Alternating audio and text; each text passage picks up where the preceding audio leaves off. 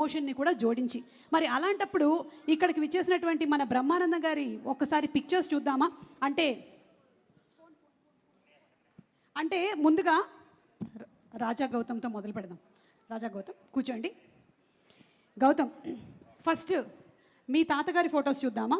అంటే సినిమాలో తాతగారు కాదు, ఒరిజినల్ తాతగారు. Let's have the picture please. Yes, ఏమైనా చెప్పాలనుకుంటున్నారా మీ తాతగారు అండ్ మీ నాన్నమ్మ గారి గురించి? అంటే నేను పుట్టినప్పటి నుంచి నాకు వాళ్ళతో పరిచయం లేదు. నేను పుట్టినప్పుడు ఆయన లేరు. ఓకే. బట్ నాన్న చెప్పడం చాలా విన్నానండి. వాళ్ళ గురించి ఎంతెంతో చెప్పేవారు. ఆ ఎక్స్పీరియన్స్ ఉంది అంతే. ఓకే, అయితే నాన్నగారిని అడుగుతాను నేను ఒకసారి.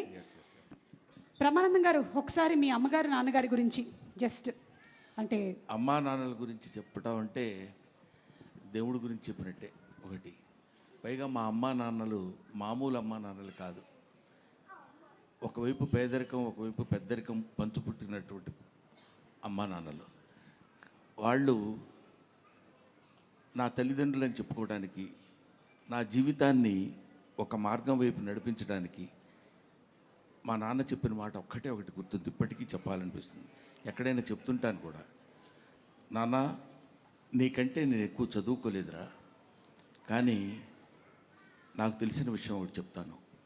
ఏంటంటే, ఒక మనిషి 18 రోజులు ఆహారం లేకపోతే చచ్చిపోతాడు నాన్న.